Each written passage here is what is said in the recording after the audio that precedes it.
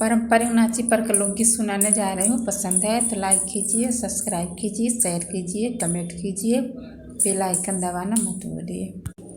रोज सुबह करेली लड़ाई, बलम हमके कंगनाई चाहिए।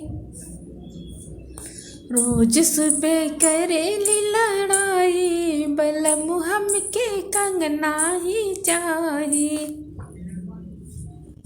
चाहे बिके ससुर जी चाहे ससुरानी, चाहे बिके ससुर जी चाहे ससुरानी, चाहे बिके ननदरानी, बलम हमके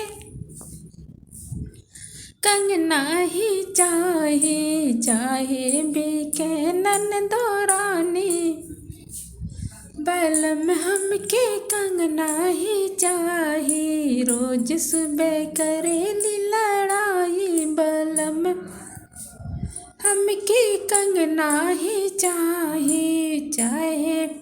चाहे बिके जेठ जी चाहे जेठ रानी, चाहे बिके जेठ जी चाहे जेठ रानी, चाहे बिके ननदरानी, बलम हमके कंगना ही चाहिए। रोज सुबह करेली लड़ाई, बलम हमके कंगना ही चाहिए।